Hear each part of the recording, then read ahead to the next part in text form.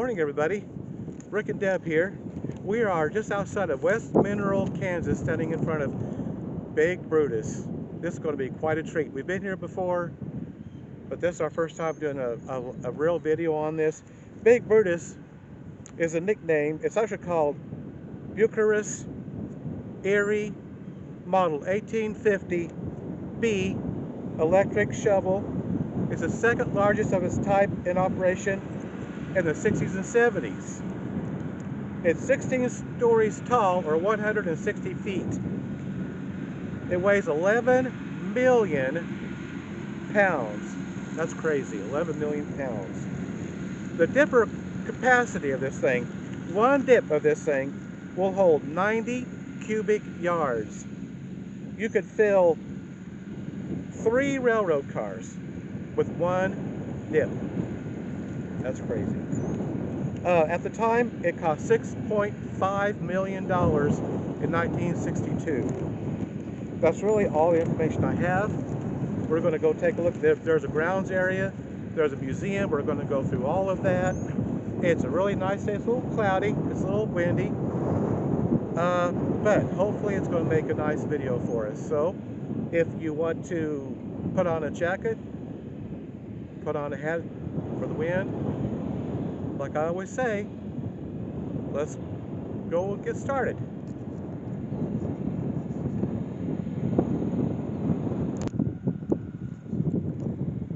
Okay, this is the Museum and Visitor Center we're getting ready to go into. Let's just go in and let's just take a look here.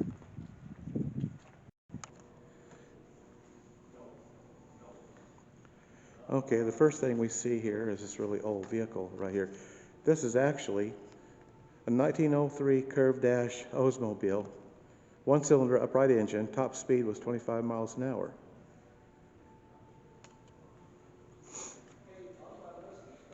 They also have, here is a miniature of Big Brutus.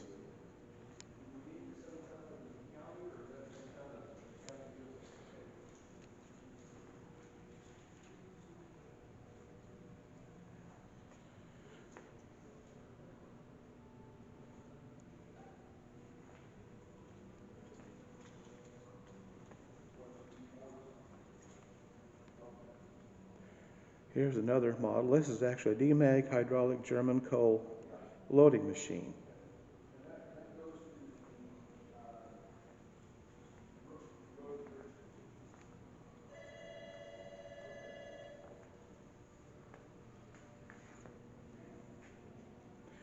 This is a washing machine from back in the day.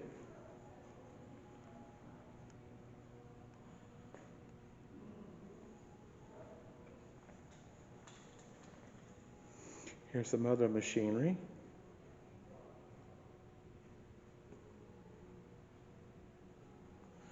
There's all kinds of pictures and things of that nature. All kinds of artifacts. Here's one, Coal Miners Reunion 2019. This is a printing press. I know what this is. It kind of looks like the kind actually I used when I was in high school. It was a little bit more modern than this, but it was the same. It was the same printing style. You know, it was the same. Pretty much the same. This is actually from the late 1800s, early 1900s. And this is a safe. Pretty good sized safe, and of course this is supposed to be coal, lumps of coal. And of course they sell a variety of souvenirs and t-shirts and that sort of thing. I may have to get me I think I already got one mug. I might have to get another one though. But at any rate, there's a lot to see. I think we're going to go on and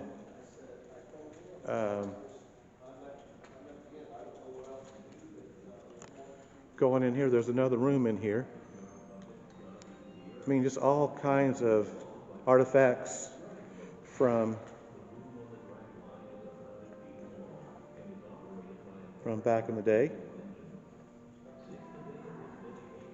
All kinds of interesting stuff. Really a lot to see.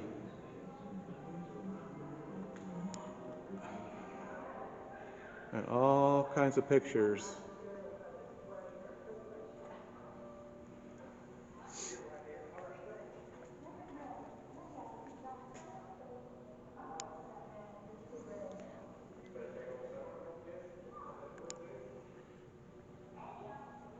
That's a big piece of machinery.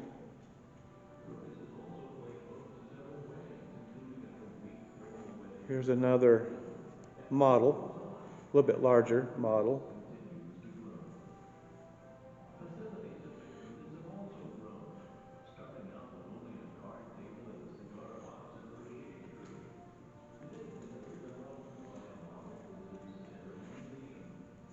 This is actually, let me see what this, used to locate coal seams in Kansas and Missouri. Okay, I guess that's what this did at one time. I wasn't real sure.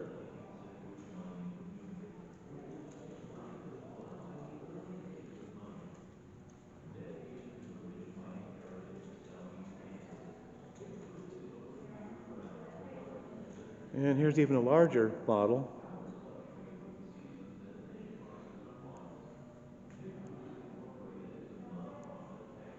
This is really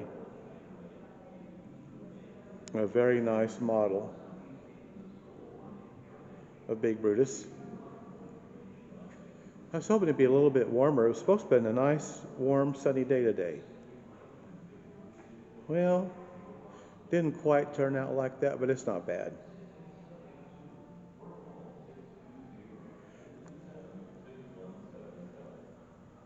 It's only like, it's $8.75 for adults. $8.75 for adults. And that's not too bad. Not for everything you get to see. And there is a lot to see. Well, we haven't even really got started yet. And I think this is also out there too, a scale model. I believe they've got this outside as well.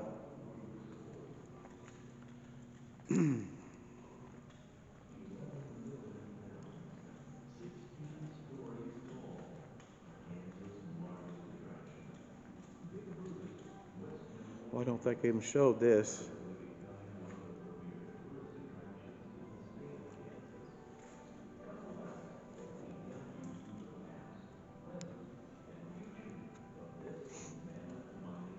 You know, this took a lot of work, a lot of skill to put these, to build these, put these together, these scale models.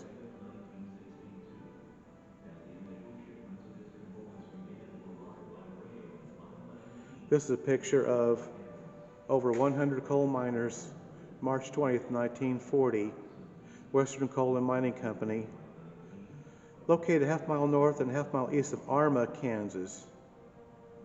It says they struck coal at 250 feet, December 20th, 1945. The coal was 3 feet 2 inches thick. Wow. It's pretty interesting. Here's another one, another Big Brutus type.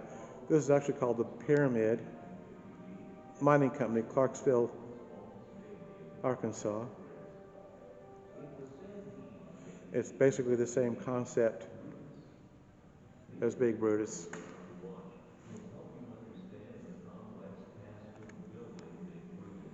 Yeah, very nice. But this is just absolutely huge when we get out there. I think we're about ready to exit the museum area and we'll get started on the grounds here this morning.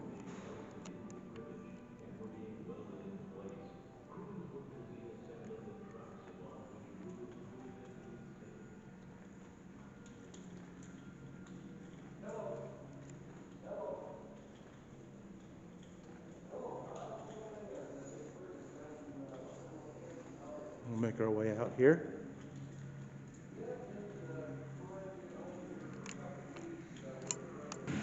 Oh, they've actually got a shuttle. Now that wasn't here last time we were here. There's all kinds of machinery out here. It's really very nice. Looks like they just got done mowing. Well, that's cool. Well, let's go down here and take a look at this. The wind's not real bad. Not bad at all this morning.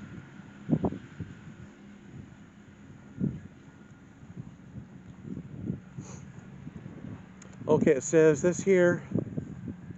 This is the main triple hoist from the Kruger mine at Cherokee, Kansas. The mine was located 1 mile east of Cherokee, Kansas.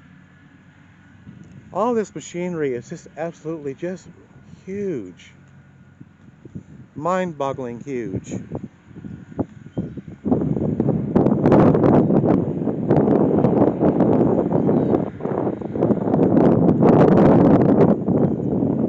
And here's some gears, levers.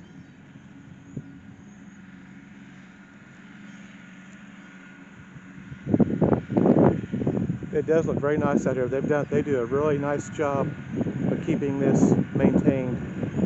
Really nice. Now this here, of course, is one of the shovels. And I mean, there's just no way to, it just doesn't do justice. This is just really huge.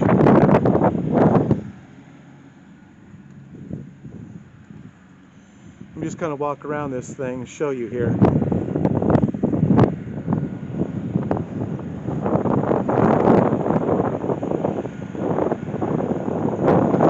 That's an up close and personal look at one of the shovels.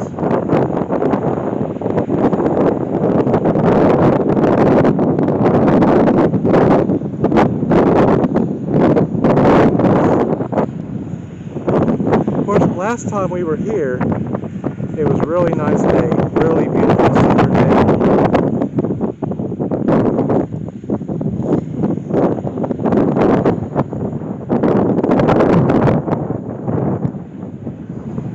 Maybe a little bit too soon. This runs along the walkway here. That's the hoist cable. The cable lining the pathway was found on Big Brutus. It was the hoist cable used to lift the bucket. It weighs 25 pounds per foot, and there was 800 feet on each side of the hose. It would last only about 6 months before it would break. I mean, it lines both sides of this walkway that goes down to Big Brutus.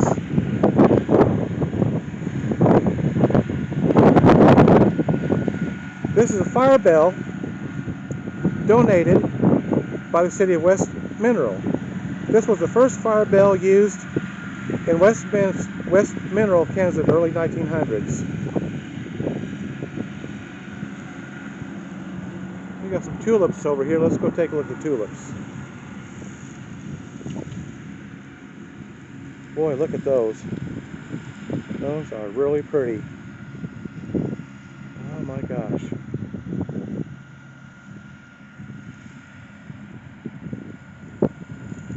Really nice. Well, let's go on.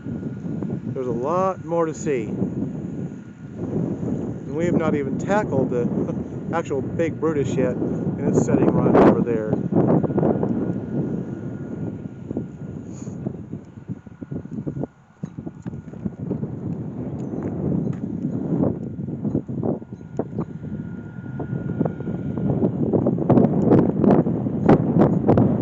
I'm not sure what some of this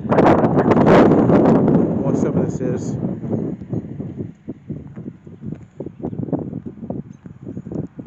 This is a prospect drill or a churn drill. And that's pretty good. That's pretty good.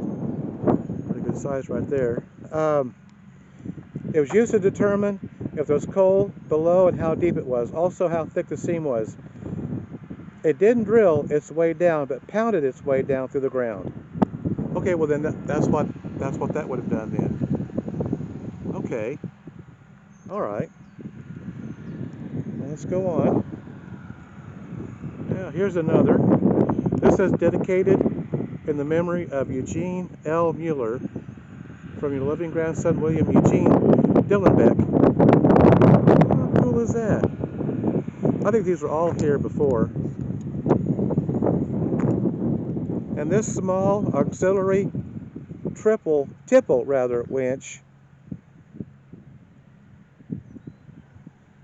and a dinky mine for lifting coal and the men up and out of the shaft. It came from Kruger Mine at Cherokee, Kansas. And that's what this did. Okay. And this here was a short wall saw used to undercoat the coal seam. Then they drilled and set charges to collapse the coal seam for removal. It was used there again, the Kruger Mine at Cherokee, Kansas. Okay. All right.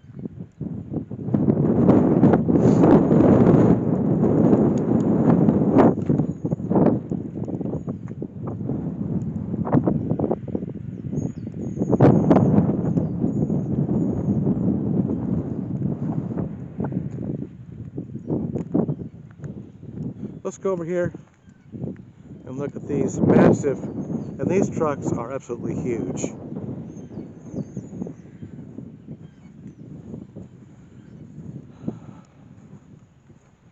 I'm sure they were used to haul out the coal with.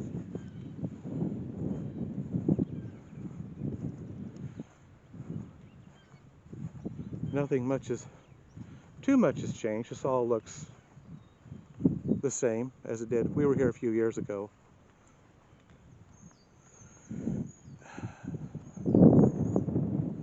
The truck itself actually looks like an old army truck. Now it may not be, but that's kind of what it looks like. Very long. Look at the tires on that thing.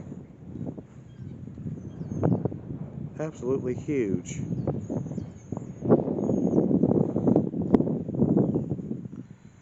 I can't even imagine driving this thing all day long. Wowee. That's huge.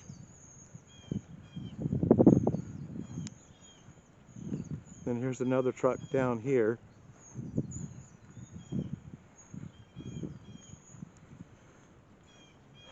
These were donated by Mulberry Limestone Quarry.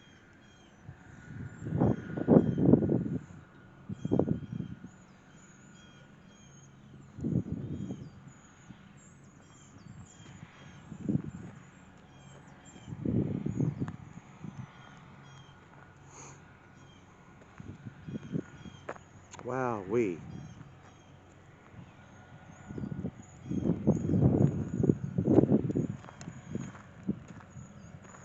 I'll tell you what we might do before we actually get to Big Brutus.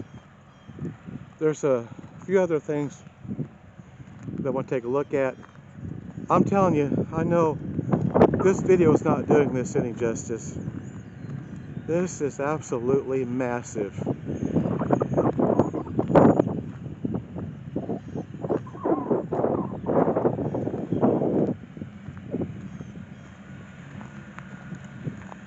Here's some more equipment over here.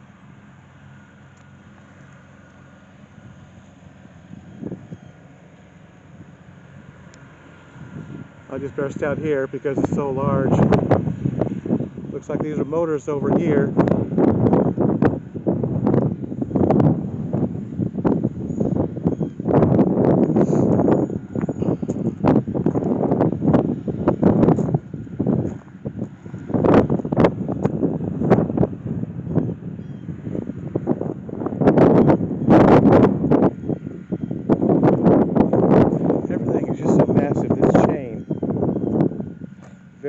Very huge chain.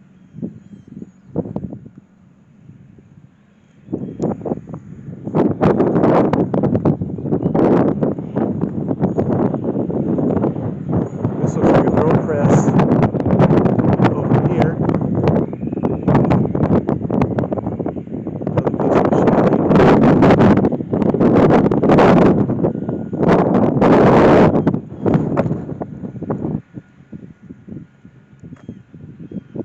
These items were donated by Bob Bergen, Caterpillar road grader, Austin Western shovel, Caterpillar motor, Adams leading wheel grader, and hammer drill. Okay.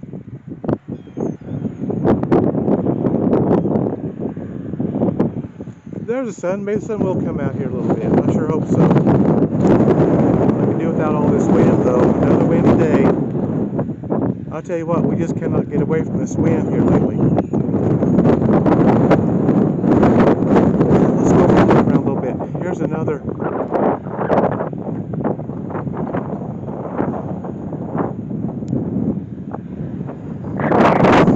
Go there in a minute.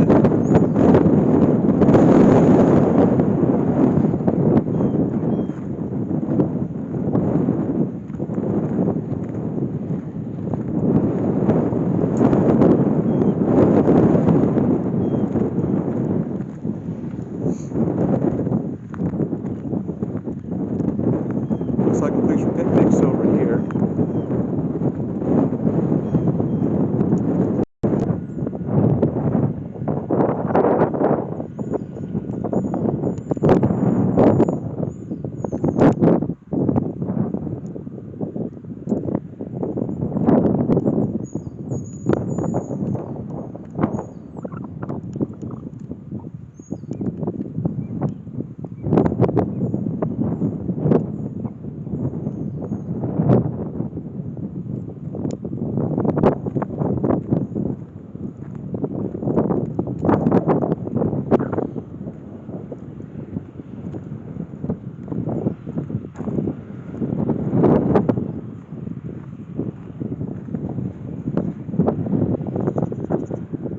Okay, we're going to go take a look at this over here. Now, I don't remember this being here last time we were here.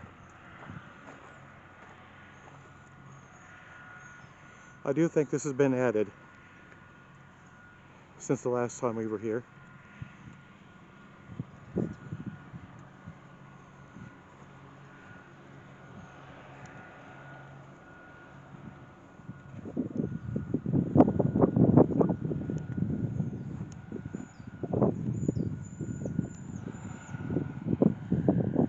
There's the shovel right here.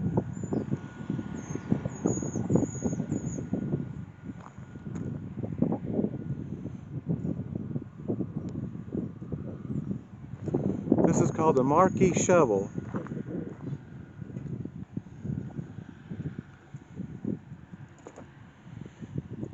Marquee Shovel, donated by the Betty D. Markley Shovel. Markley Shovel, sorry about that. It's the Marquee Shovel. I think I mispronounced that.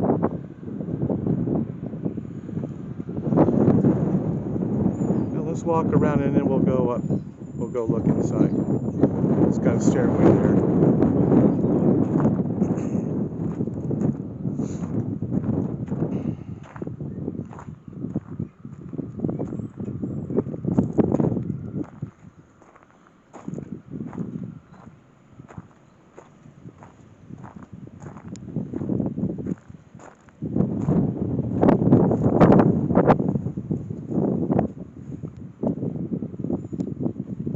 Still a pretty good sized piece of machinery.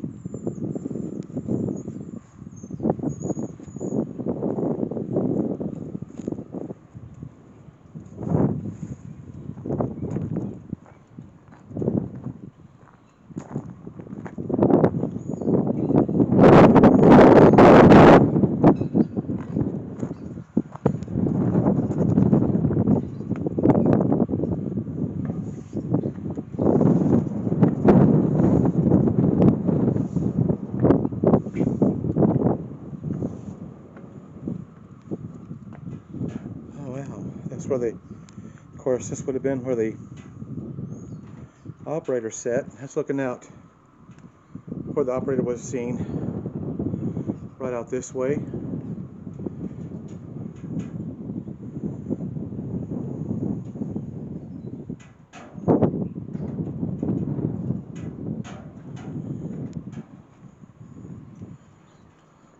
The homemade power shovel is built from spare parts and picked up in junkyards. Huh, wowee.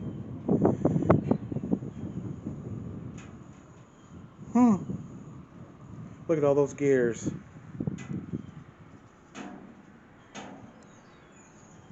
There's the one big gear down there.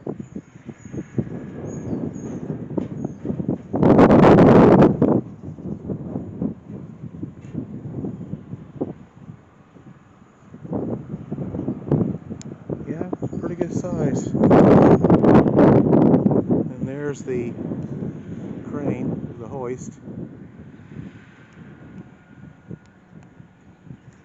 And there's the shovel right there. Okay.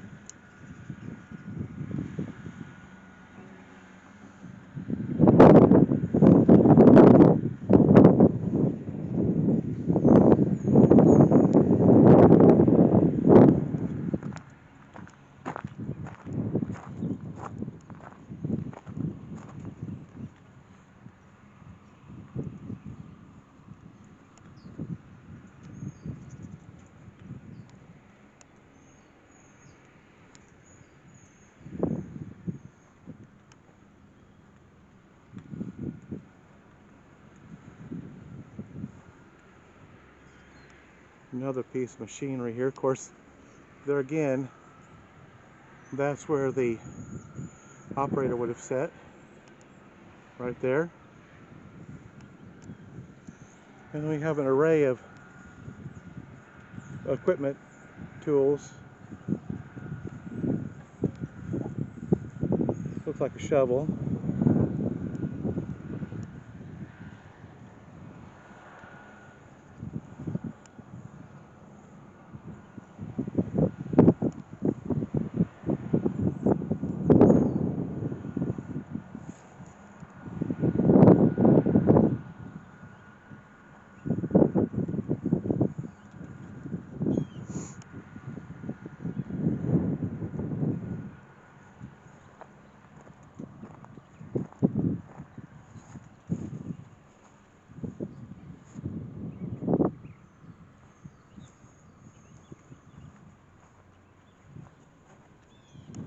Look down inside here. Wow. Now that structure there would have went along on railroad tracks, if I'm not mistaken. It's like a building on a railroad track. Literally what it is. Of course, there's big Brutus in the background. Well, let's see what we can see here.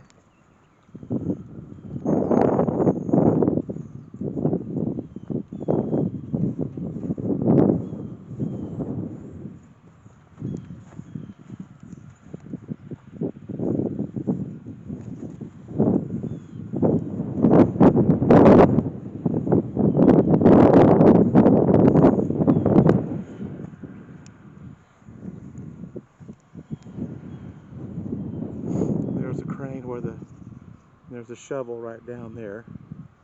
This is literally, like I said, it's literally like a building on wheels. And there's where the wheels were for the railroad, for the tracks.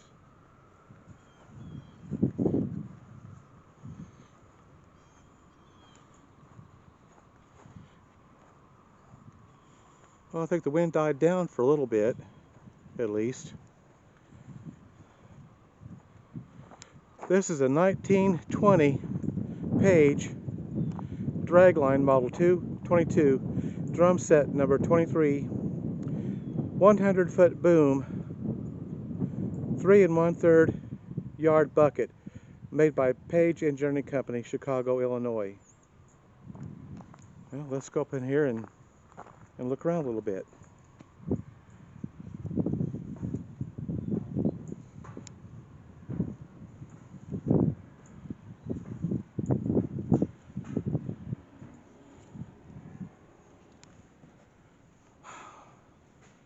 Look at the size of this. It's huge. Imagine this going down a set of railroad tracks. I mean, this is the size of a pretty good sized apartment, actually. It's huge.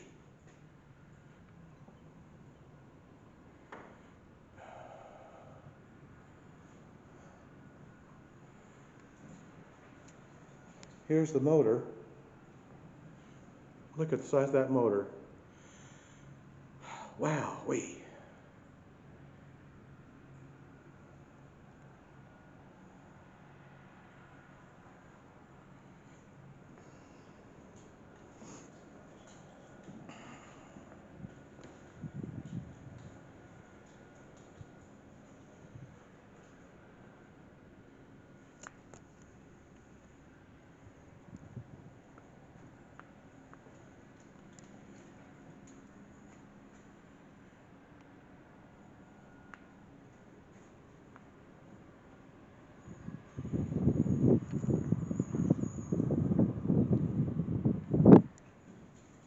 This is where the operator would have set it, of course.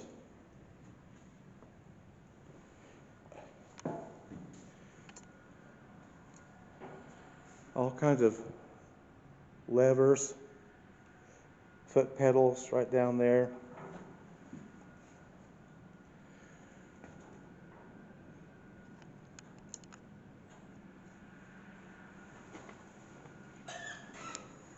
And that's what he would have been looking at. Sitting here controlling this huge piece of machinery with the tracks below. And here's the levers. And they still will move back and forth.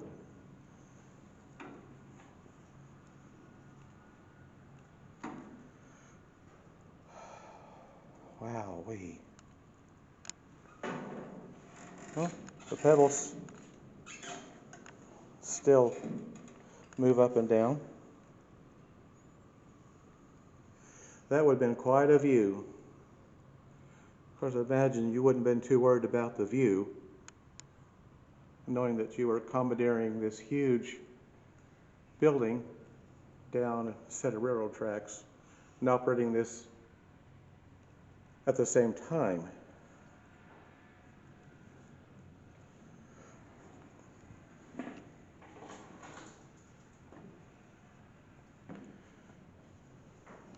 There's the other, from looking at from the driver's seat, looking back.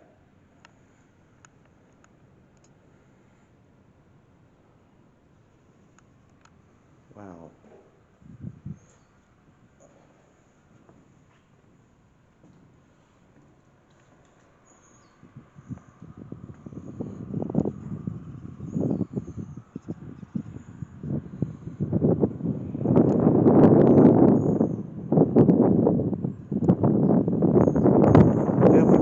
Look at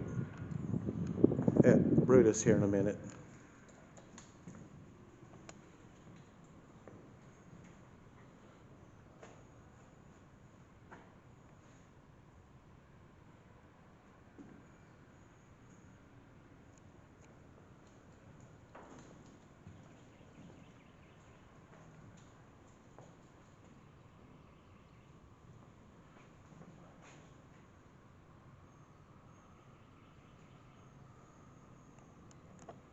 Wow.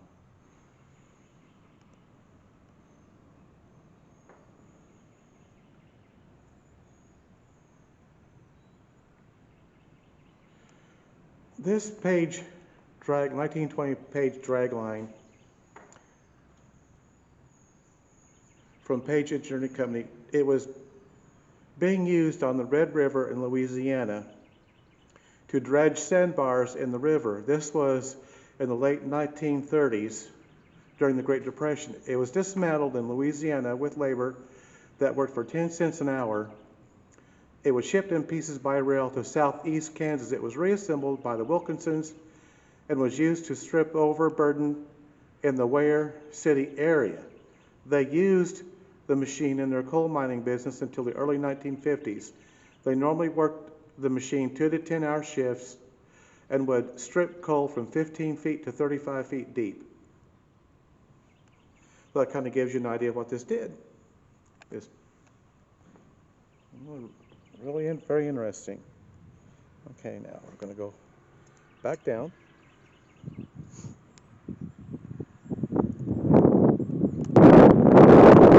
Okay, here we go. We're getting ready to look at Big Brutus up close now. These tracks are absolutely huge. We're going to get up here and get a better look here in just a minute.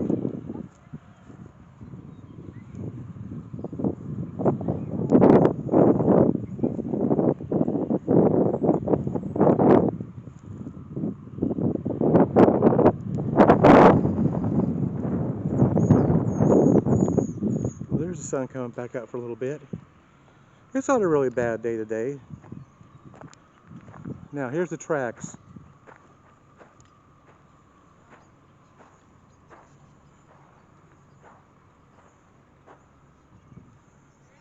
I would say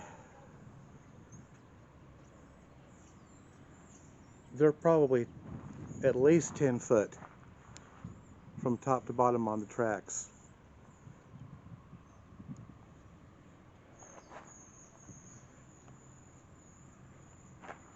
These wheels are massive. This one is probably it's probably 8 or 9 foot tall. This one right here, this one big wheel.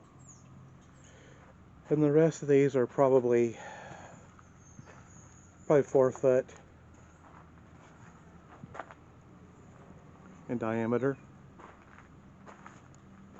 Let's get a close-up though, just one of these portions of this track.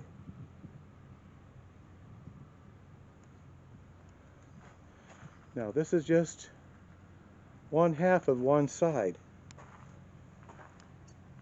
This is absolutely ginormous. I mean, this is something you'll just have to come and see.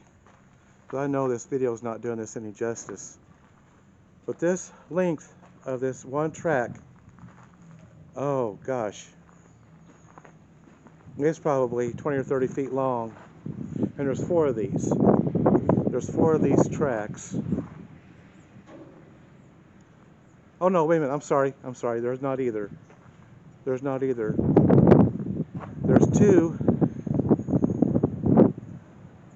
on each end. My apologies for that. There's 2 on each end. Let's just walk down underneath here for just a moment. That's looking straight up.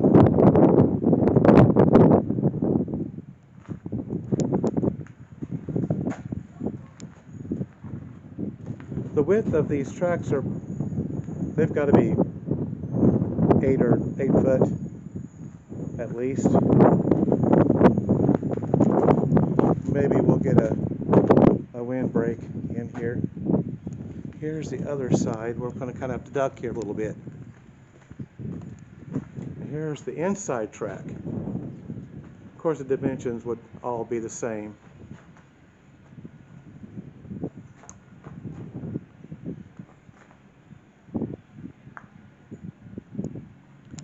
Now this turned on a pivot. I'll show you that in a minute. This big, huge machine could actually pivot and swing around. And there's one of the pivots right up there.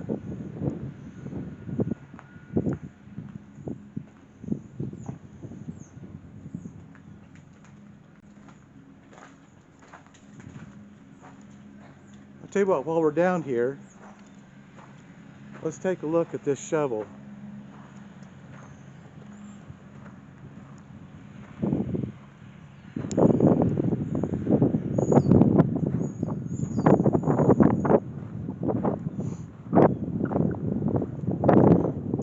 Wow.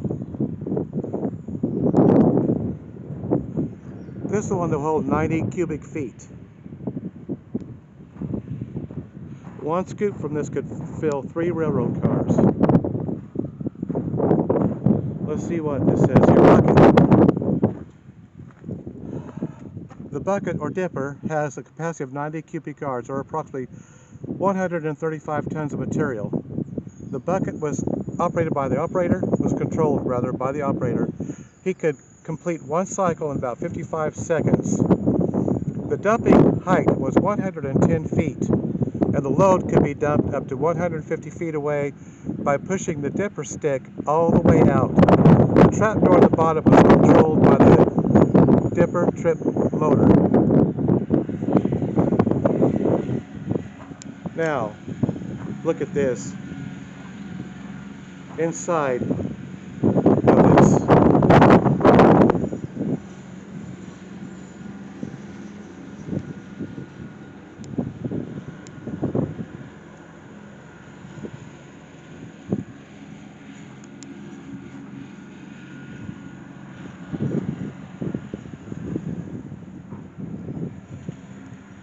That is just crazy. Okay, let's go back. Let me kind of maybe walk out here a little bit.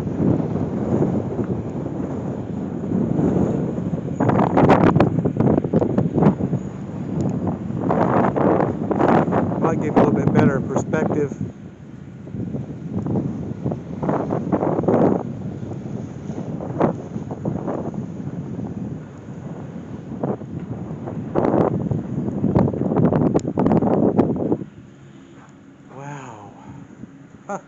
Let me just go straight up.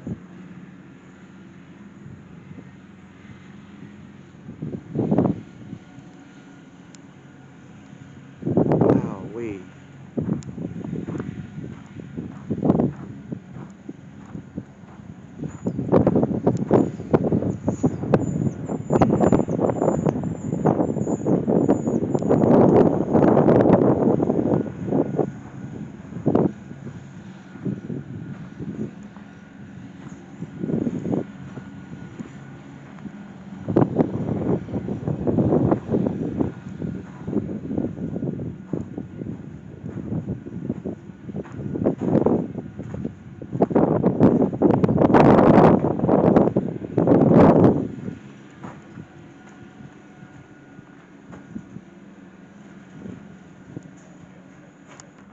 Okay, let's go on over and look at these. They're, like I said, they're all about the same size and length, or they are all the same size and length. They are just huge.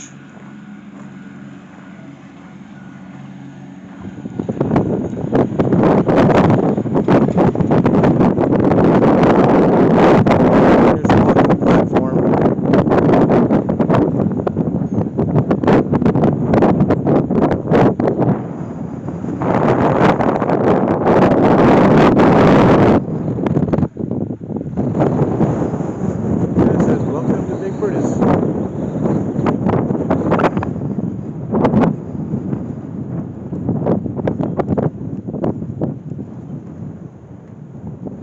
We'll go over here and look down this side.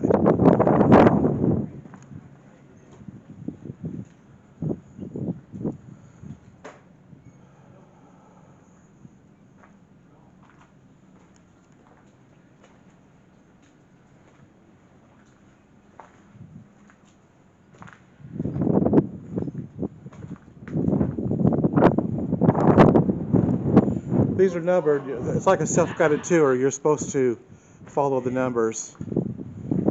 This number 2 says the crawler. The crawlers moved the machine over the pit floor. The normal operating speed of the crawlers was 0.22 miles per hour. There are 4 crawlers consisting of 2 sets of tracks on each. There are 32 pads per track. Each pad weighs 2,008 pounds and is 5.5 feet long. There are 256 pads on the crawlers. Each crawler was powered by a 250 horsepower electric motor. The gearbox on each crawler holds 2,220 gallons of oil. From the ground to the top of each track is 7 feet. The tremendous weight of Big Brutus caused extreme wear and tear on the pads, and they would have to be replaced periodically. None of the pads you see today are the original pads placed on the machine. Okay, well that was interesting. This is really incredible. We're going to walk on around and continue to explore the underside of this huge, massive machine. Matter of fact, there's some other machines we can look at. I will stand back and let you see how close up I can get. We are planning on going on up inside here in just a little bit.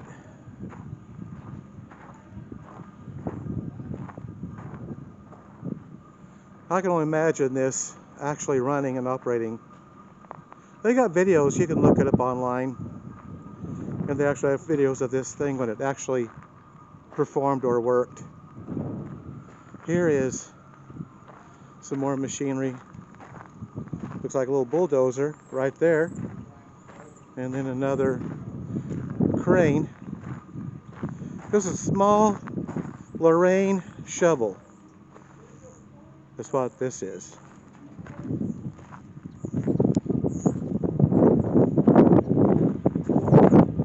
Let's see if we can. Oh, look way up here.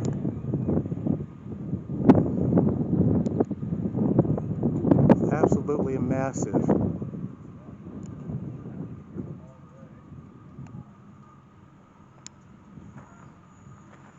This just gives you some kind of an idea how huge this machine is.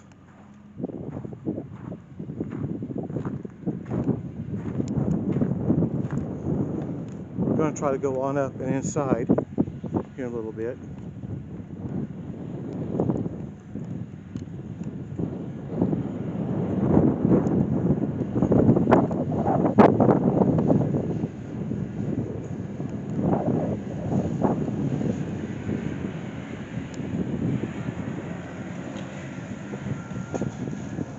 That was number 2. Let's see if we can find number 3. You're supposed to follow the numbers. I'm not sure where number 1 was, but we've already seen number 2. We're just going to kind of walk up under here for a little bit. That's the exit.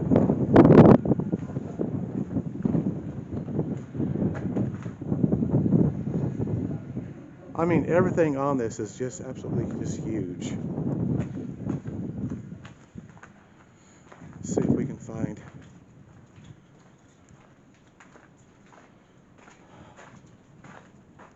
number 1.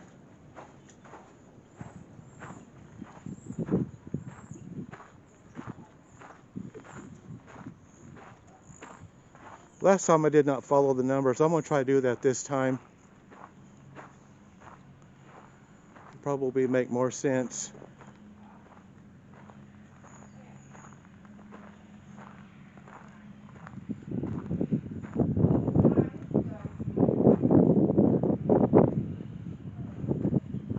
I think we're going to go up here just pretty quick.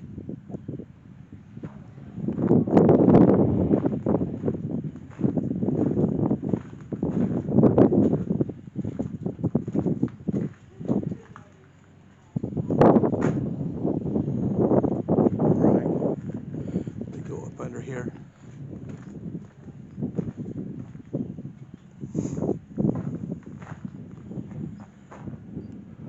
It says, "Welcome to Big Brutus. Big Brutus, a mechanical engineering landmark and a Kansas historical site. Please treat him with respect and dignity afforded by their museum or historical site." It just says no food, no drinks, no horseplay. You know, the normal items pertaining to any kind of museum or artifacts.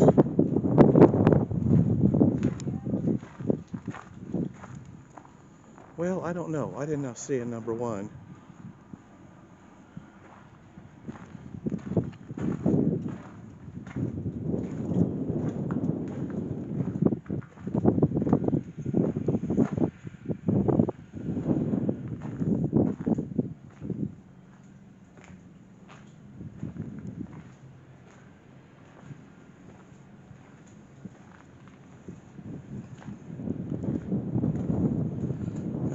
down right there.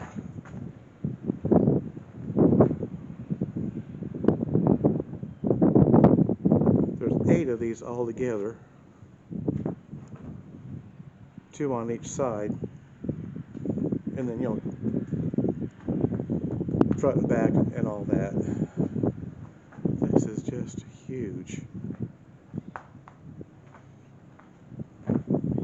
Alright, well, this is where you're supposed to enter. So, oh my gosh, how did we get to number 6 already? Okay, let's go here. I may run into that problem before. It says number 6. Above your head is the reel that the power cable was stored on. The cable was connected to an external power source. There is a piece of the 3-phase power cable still attached to the north end of the reel.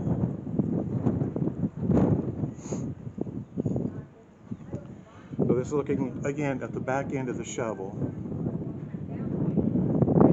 Oh, number 4. Oh, I know what 4 and 5 was. Okay, those are the pivots.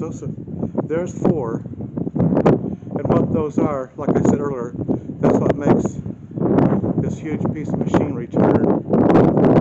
Number 5, the groundman was one of 3 men that made up the operating crew of the big Brutus. His job was to move the shovel by operating the crawlers.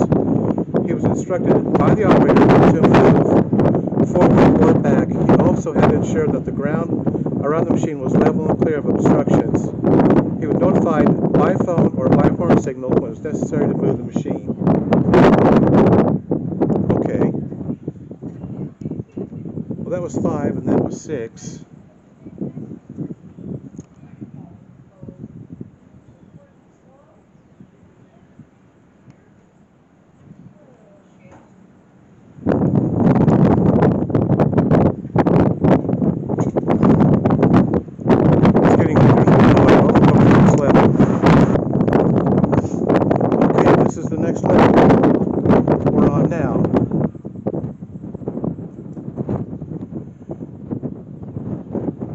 Pan around here a little bit for you.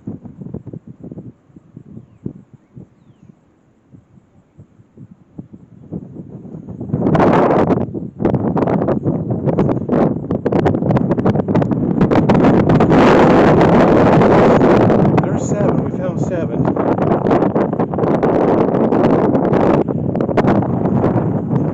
Now here's the take this big, huge machine right here.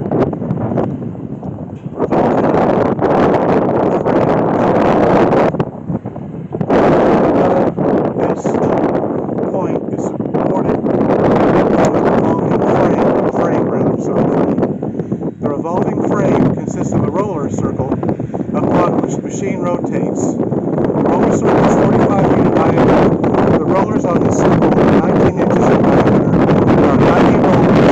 Each is lubricated from a central lubricating reservoir inside the base portion of the machine, upon which the revolving frame rests. The revolving frame is able to rotate the machine a complete 360-degree circle.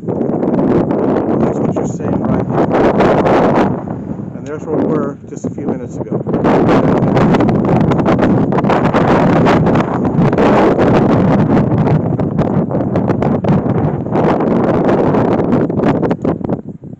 Let's go back this way just for a minute. There's a little lake out there. I think that's where they actually mined out of. And the way I got it was they would, when they decided to quit, or whatever it was, it made them stop, whether they ran out of material or whatever. They didn't even try to move it, they just left it right here. Now that's the way I understand it.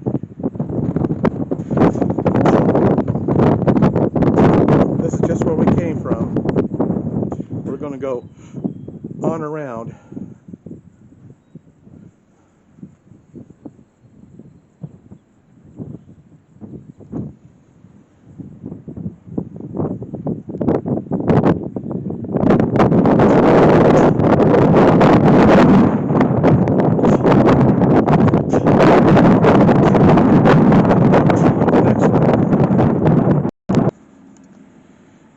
now we're on the next level. Gotta go through this little portal right here. Step inside. Now, this is just one room of this massive machine. One room.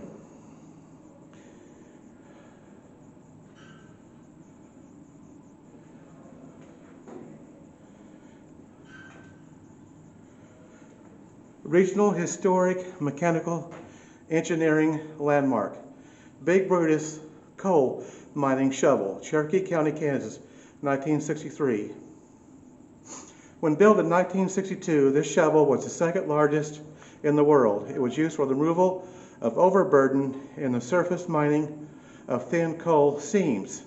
In its lifetime, it recovered 9 million tons of bituminous coal from depths of 20 to 50 feet for local electric power generation.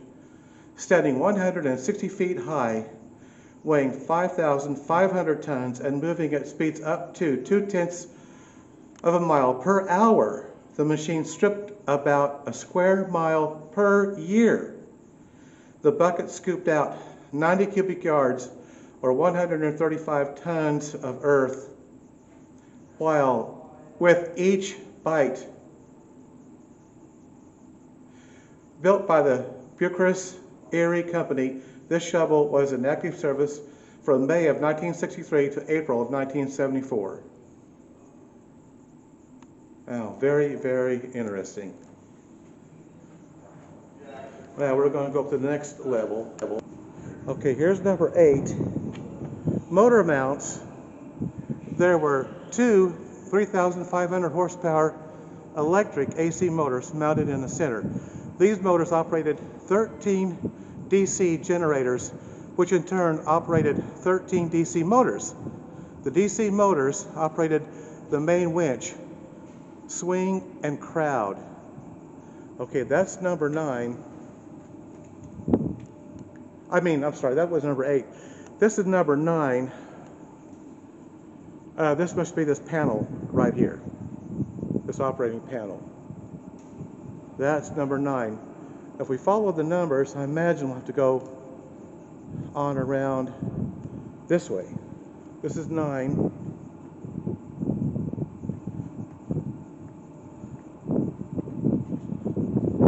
Okay, here's number 10. The oiler.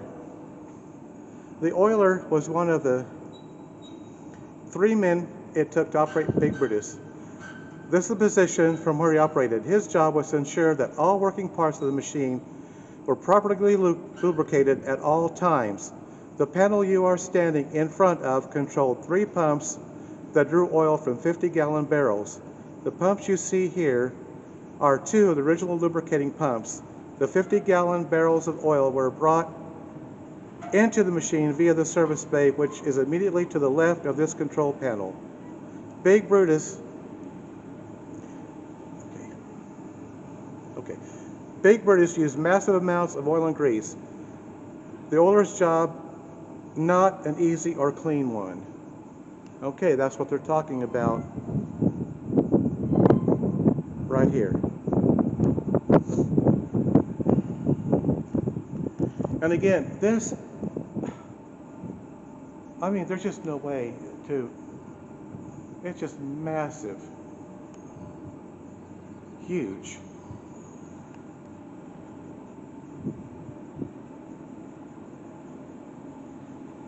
And we'll be working our way on around.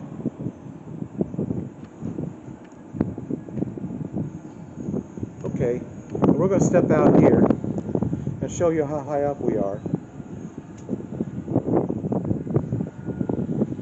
This is looking out over the top, or at the top level of Big Brutus.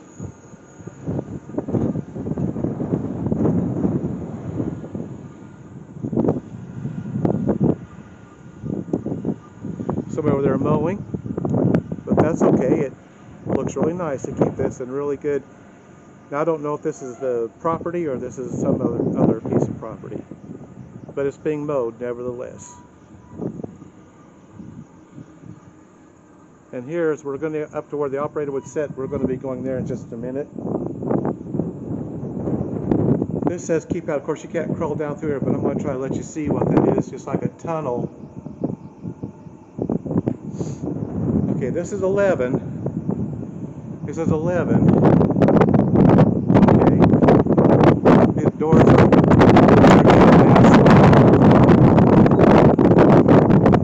Okay, this is number 12. Swing gears. 3 gearboxes. Okay, the swing gears of this type were used to swing the house. Each was driven by a 750 horsepower direct current electric motor. And when they're saying house, they are not exaggerating. That's what this looks like. One large house. You know, I can only imagine what it would have been like to walk around in this and work and operate things while this was moving down, although it crawled down the track. Okay, that was 12. Here's 13.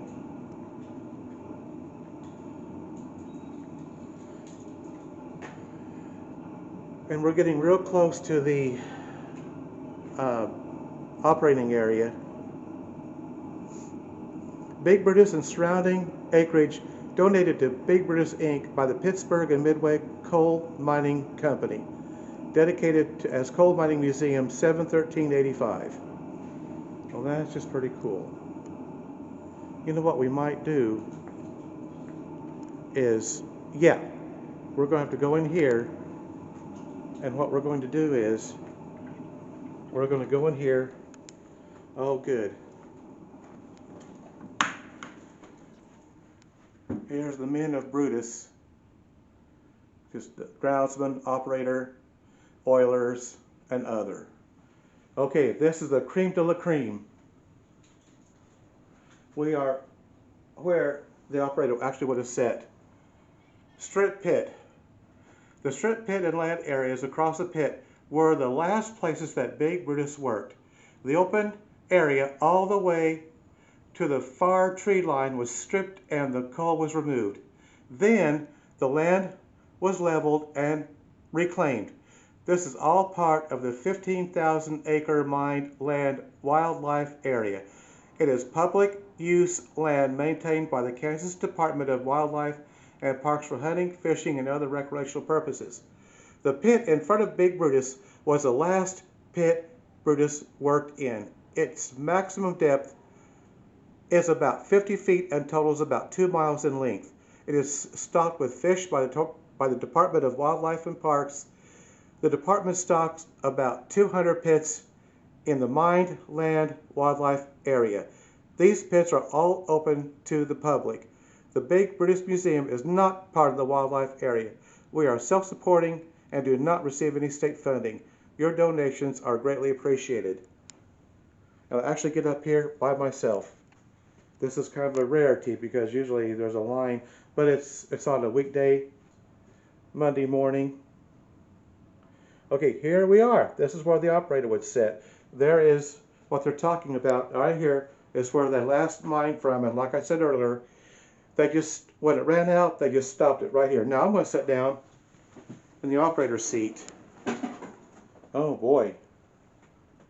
And then see, here's your controls, left, retract, buttons. I keep expecting something to start up. That would literally scare me to death if it did. I'll tell you what I'm going to do. Let me take off my backpack here just for a minute so I can sit down in this the right way. Alright, here we go. Now, let me swivel around here. Now, there is the shovel. That's probably pretty good. That's probably a better look at it right there. I tried to show the outside of it and the inside of the shovel. Hopefully it came out on video. But this is what the operator would have seen right here. Here's my feet on the pedals. And here I am shifting, or whatever this thing does, shifting. Can you imagine trying to operate all this at once? Whatever all this consisted of? Wouldn't that have been crazy, trying to keep everything all together and going all at once? Wow, that would have been just crazy. But at any rate, this is what it would have looked like. And you only imagine what would be in back of you. This huge machine that you're literally sitting in the very front of and trying to operate and keep track of what you're doing and scooping and lifting and moving. That's crazy.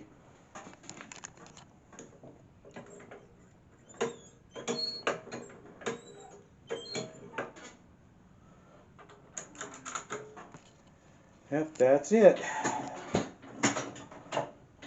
I can sure pretend. I think that's better to pretend, though. You can imagine what it'd been like to scoop that in and get that big bite every time. That's crazy. Kind of warm in here, but there's no breeze. That's one good thing.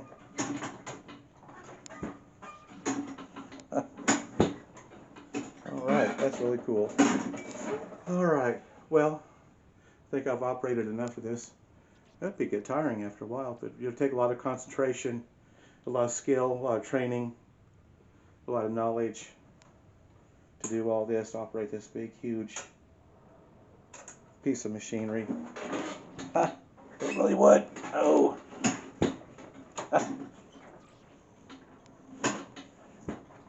Wow.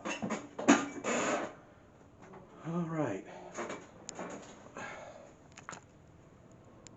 Well, I lucked out. I got in there and got to show y'all what it'd be like to operate big Brutus. So let's go on, and we're going to continue to explore the inside of this massive machine. Well, I got there just in time. There's like 4 people in there now. I got there just in time.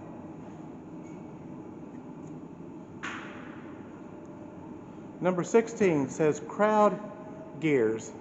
The function of the crowd gears was to operate the stick that is attached to the bucket. It was operated by 2 500 horsepower direct current electric motors. The operator was responsible for the operating the crowd. All right. Now the actual boom,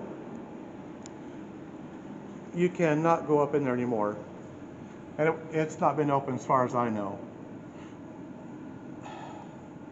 It does tell about it though. It says the boom is approximately 160 feet or 16 stories from the top to ground level. It is stationary and did not move up or down during operation. Okay, all right. Yep, that's as close as we're going to get to the boom. I don't know if I'd want to go all the way up in there or not. But, I'm just going to kind of pan around here and let you see all what this consists of. Really, a lot of different kinds of machinery in here.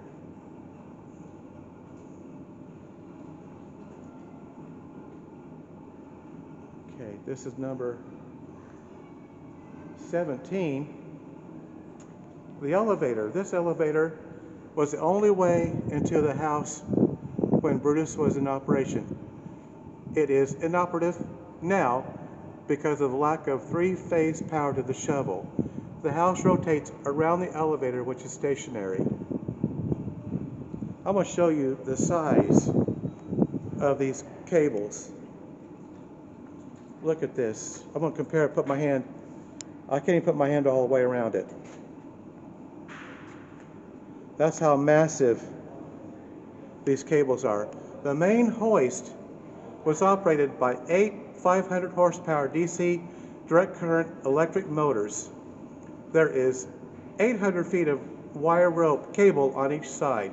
The cable weighs approximately 25 pounds a foot. The main barrel and attached gears weigh a total of 93 1/2 tons. And look at that.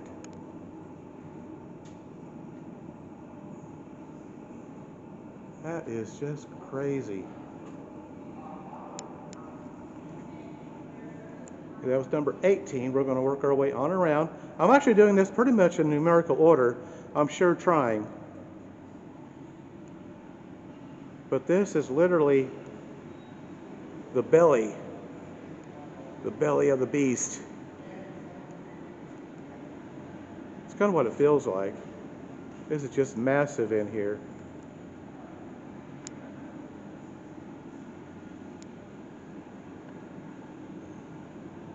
There's just really no way to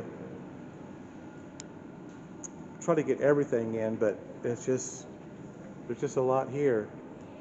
Now we're going to walk on around here. Okay. It's kind of a pin map. Big Brutus Mining Museum, West Mineral, Kansas. This is definitely worth seeing. It truly is.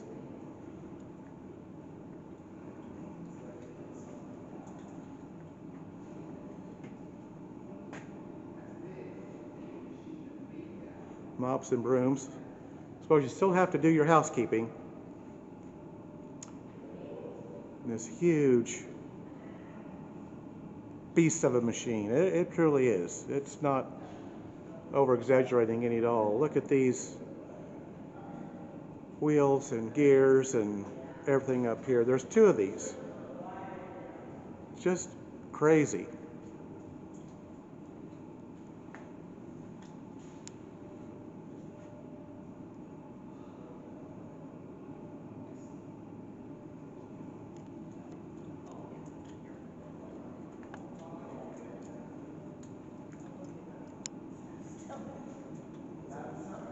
Well, now we're on the other side where we started.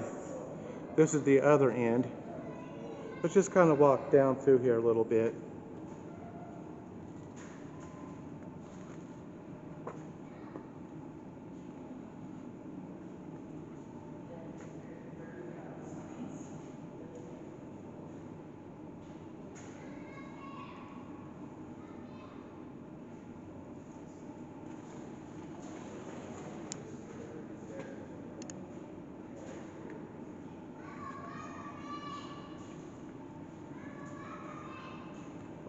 Wowee, I tell you what, this is just absolutely huge.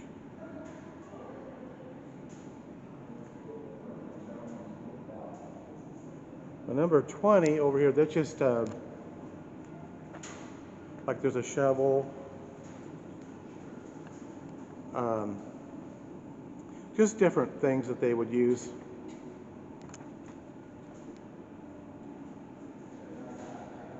When they had to, or if they had to. That's all this is. That's number 20, so I think the self-guided tour is just about done. That's one thing you want to keep in mind if you ever do go through this. It is self-guided. Just try to find all the numbers, it'll take you right through it. There's 21, there's 19, and there again,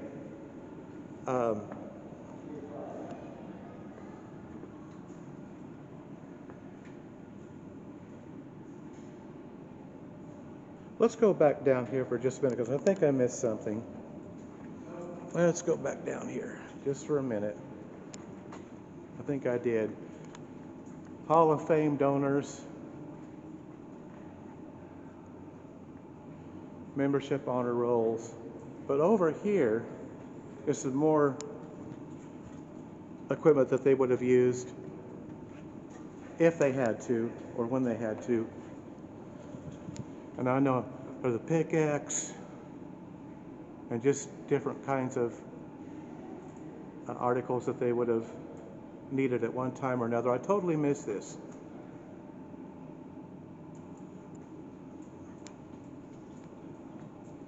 I showed you the instrument panel, and then there's more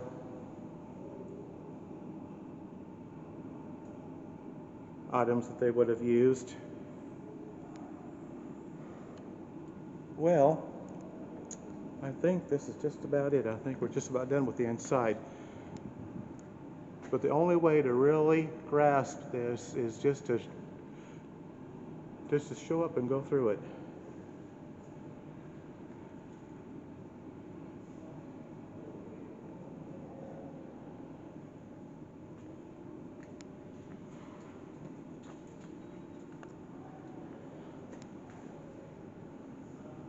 Let me just kind of go around here for a little bit. Just try to get you some kind of an idea how massive. They call it the house. Well, they are not joking.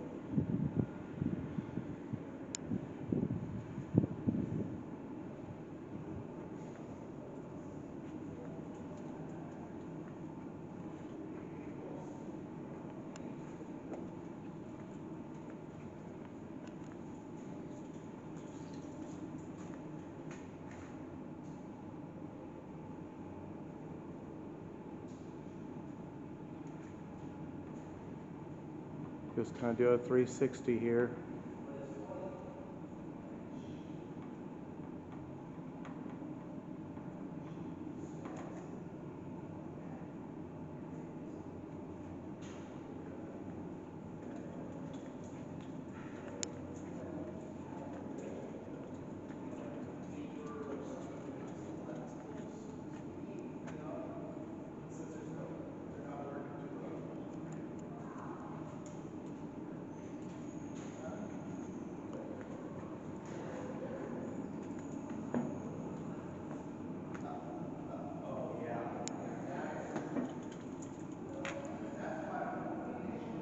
Just looking at some of the windows here.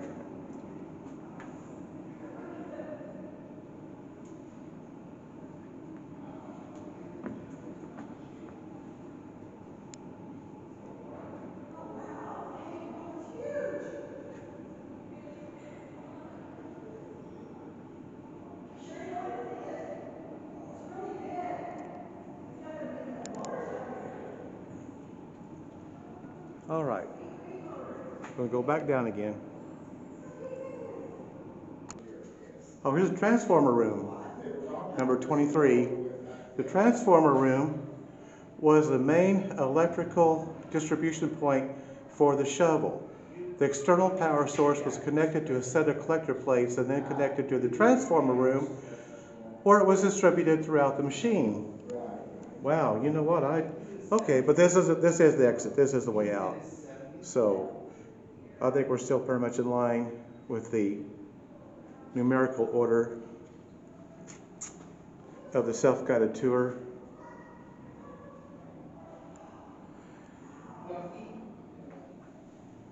Those are huge transformers too.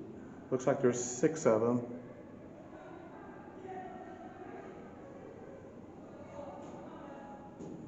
So that's the transformer room. It says, watch your head, these are a little narrow. If I can get out of here. Okay, there we go. Oh.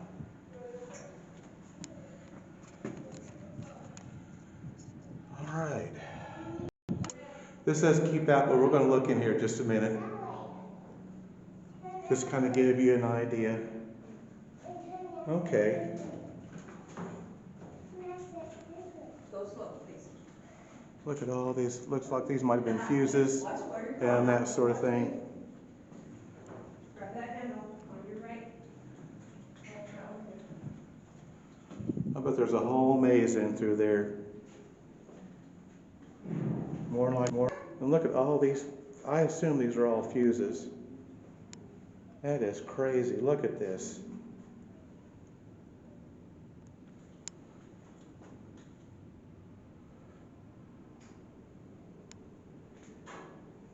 Okay, well, I think we're on our way back down to the bottom.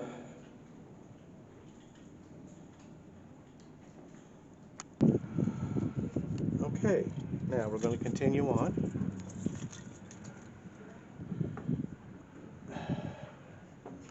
Now we're back outside again. We'll just kind of swing around here.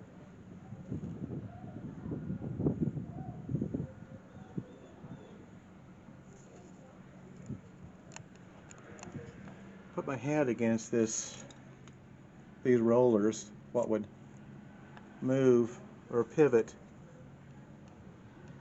the house, as it's called.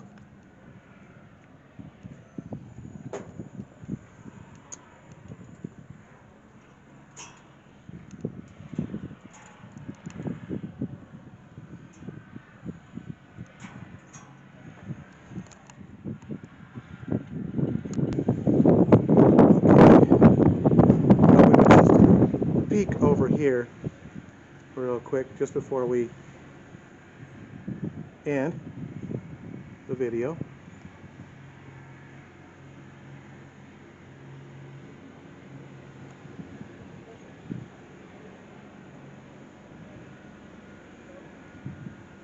Some sort of control panel right there. All right.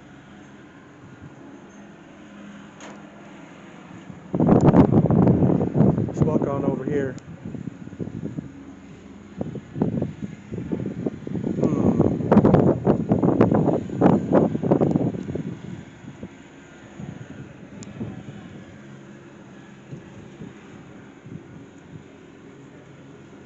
Looking down at the tracks.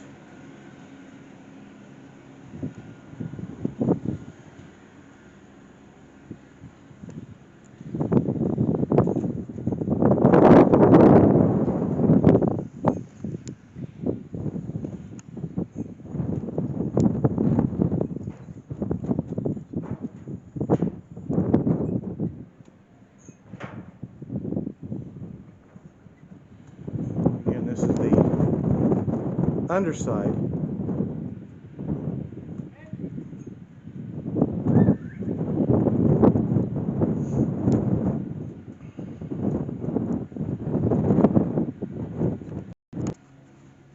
Okay, I think that just about concludes this video today of Big Brutus. Hope you enjoyed it. And you know, there again, if you live anywhere near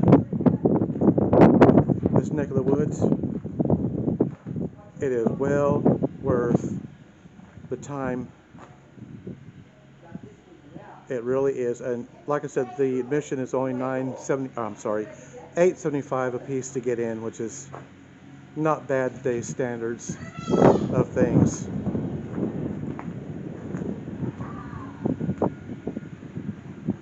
We're just going to kind of work our way on out, and I'll just kind of talk to you for a little bit. I do thank everybody for enjoying my videos, for watching my videos.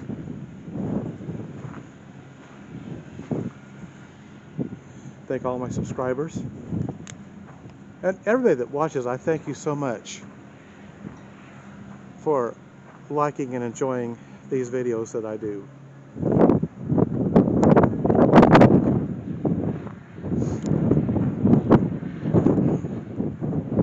Back out, of course, in the wind again. I tell you what, we just cannot get away from this wind. It's like every day.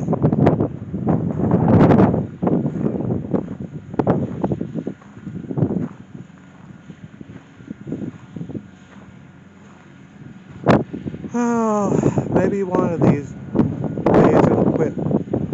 At least to a better level.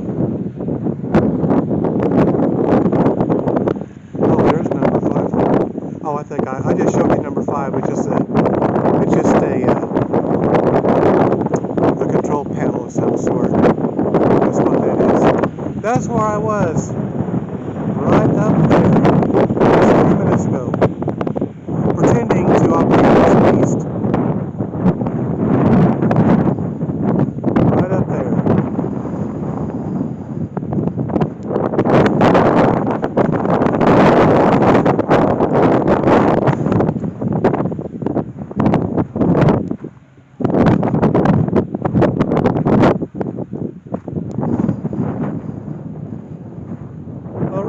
I think we're going to call it good. Again, thank you for joining me touring Big Brutus.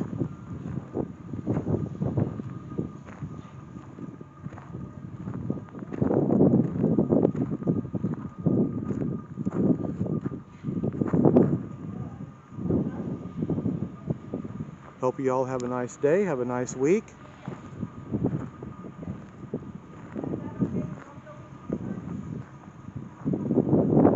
And as always, we'll see you on the next video. I'm going to climb up here, up on this hill, and let you get one more glance at Big Brutus before we end the video.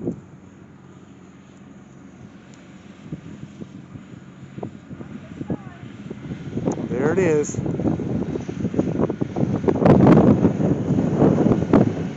That's what we were just inside, right there.